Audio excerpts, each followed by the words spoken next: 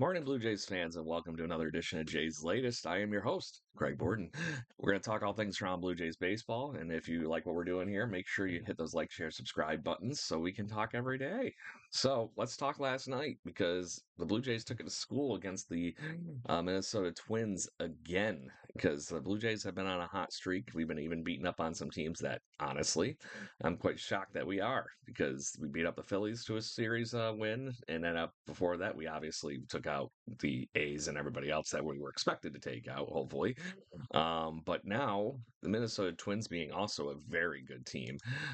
Minnesota Twins going into yesterday were 33-29, which is ironically now we had the same record after yesterday, 34-29 for both teams. They are just currently second place in the AL Central, where we are currently somehow ranked third. But that's besides the point. That's the American League East for you in a nutshell. So let's talk about the game because this one started off in rather rough fashion for the Blue Jays as Paxton Schultz was on the mound. But honestly, he did pretty decent for a bullpen day. 2 innings, 4 hits, one big one to Larnick, who led off the game basically with a home run.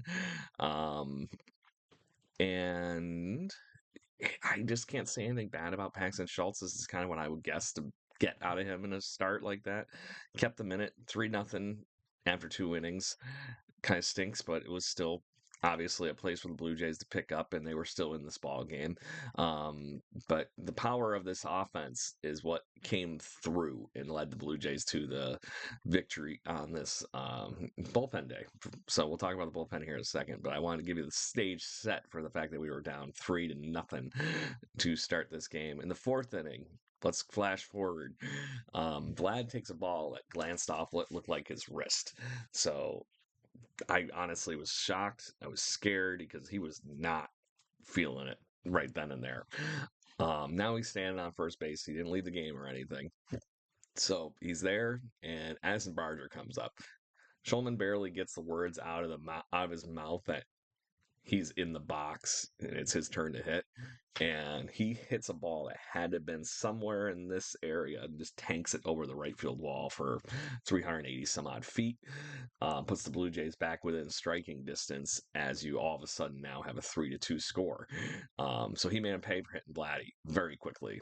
Cool way to stick up for your teammate, being able to hit a home run into the right field bleachers with Vladdy on first. So Barger gets the team going, and that couldn't have come at a better time because it was perfect for when the pace of this game was obviously starting to tip the one direction. Barger with his seventh home run, and I believe that's his fifth in like a week. So slightly obnoxious.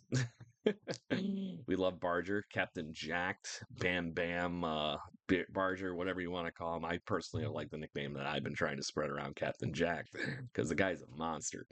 So anyway, let's flash forward an inning. Top of the fifth, Ernie Clement scores, and so does Andres Jimenez on a Boba Fett little blooper that kind of like just went over the infield and died in really really shallow center field. Right before that, Ernie Clement had gotten on base. Andres Jimenez hit a double. Kind of set the stage for Boba Fett to be able to do this, and it was really cool to see him get this game. Basically to run away with the lead at that point, because at that point it put the Blue Jays up 4-3, and then the offense continued to put a cherry on top. George Springer hits his ninth home run. How many of you would have put that on your bingo card for the beginning of this season in spring training, especially with how wonderful he was doing in spring training? Anyway, Monster Mama Jam. I was going to quote Jack Black. 435 feet to center field. It just kept going and going and going. Monster hit for Springer, puts the Blue Jays up 5-3, and then in the eighth inning, we put the cherry on top. Alejandro Kirk scores Vladdy on a single. The infield was drawn in. Bing, bing, bing, bing. Goes right in. Vladdy gets that score. Puts the Blue Jays up 6-3, which is good because the Twins didn't want to go away. Royce Lewis was a thorn in the Blue Jays side, like he has been his career when he's healthy. Um, has a little line drive into center field and scored Trevor Larnach, to make it 6-4. And eventually the bullpen does their job and closes this one out. So let's go to the bullpen parts. I had mentioned that Paxton Schultz started this game. He had a little bit of a rough outing. But Ethan Lawler, once again, holy shnikes, picks up his second win of the season, throws 2 1/3, allows 2 base runners the entirety of his, couple innings, couple Ks as well. He's been a, wonderful find to have in the bullpen. Mason Fluharty, Yariel Rodriguez combined for 2 2/3 and just struck out batters, allowed 1 batter their whole entirety of their outing. Brandon Little worked himself into a little bit of trouble, but kind of got out of it. Gives up a run, as I mentioned, to Royce Lewis, a single. And then Jeff Hoffman does Jeff Hoffman things, comes in, strikes out the side. So 14th save of the year. So bullpen day is potentially going away. I know you all have probably been just as frustrated as I have been, but there's 2 opportunities here and maybe a third, depending on who continues to do really well in Buffalo. It doesn't have to be a bullpen day for much longer because Max Scherzer has been making sim game starts. So one would believe that if the sim games are going as good as they looked, even with Kyle Schwarber making the goof on them up in Toronto the other day, which is spot on, by the way, he's close. It looks like things are trending in the right direction for Max Scherzer. You also have, who, for better or worse, had a rough outing yesterday in Buffalo, but he's on pace to take this start away, and that is Spencer Turnbull. Worst case scenario, we got another one that we can throw in with Lawler that really lengthens that game out. And now it's hopefully offset enough where the bullpen day, whatever, Scherzer spot, whatever you want to call it, is technically not mixed in with everybody else. Because today would have been Bowden Francis's start that we're talking about yesterday. So yeah. So we got Kevin Gossman on the mound today. So, but before we get into that, is this team a contender?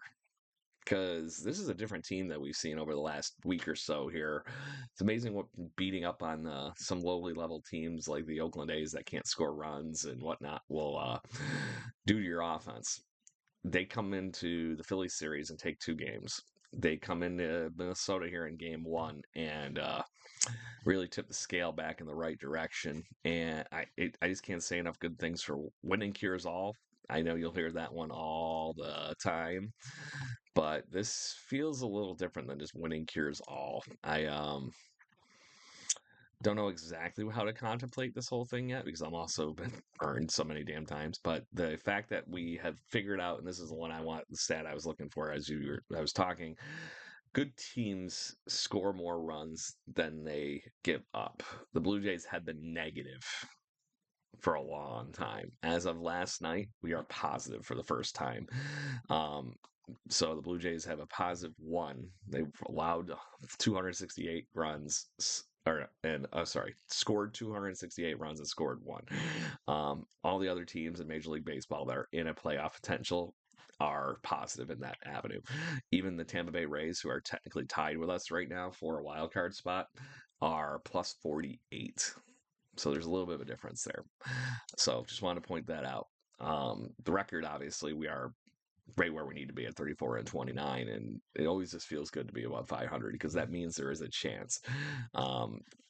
So continuing that chance, as far as things go for Toronto Blue Jays baseball, are we going to be continuing to just destroy the Minnesota Twins? I think the Twins have become our Rays a little bit since the unfortunate pulling of Jose Barrios in the playoff game and really having the stupidest play in Major League Baseball history to be able to do that. We're going to have Kevin Gossman versus Chris Paddack today. Chris Paddack has been a high-end prospect for many, many years. He's finally put things together in Minnesota. In his last 7 games, he has been nearly unhittable.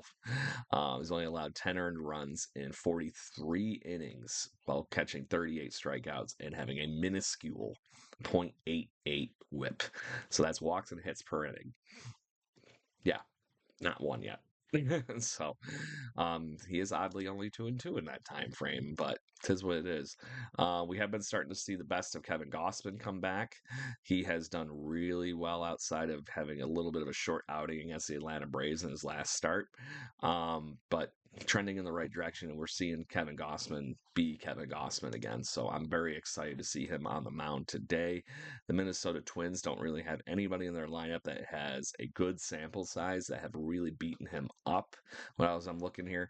Meanwhile, there is only one Blue Jay that has actually faced Chris Paddock in our normal lineup, and that is funny enough, just returned from the IL. Andres Jimenez has a home run and 3 at bats against Chris Paddock.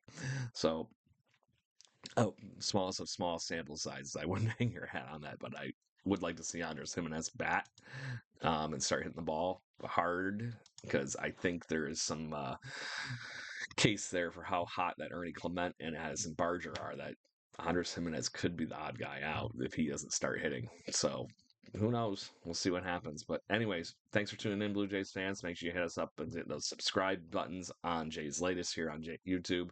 Also head over to the brand new jaybirdwatching.com and check out my other full podcast. We just had Bob File, former Toronto Blue Jay, on, and we have some articles from our recent visit from Shane Told of Silverstein on the website as well. Make sure you check out those episodes too, because Shane Told ended up being the biggest rock star and biggest Blue Jays fan in the same conversation. It was kind of fun. So check that out, and we will be back tomorrow. Go Blue Jays.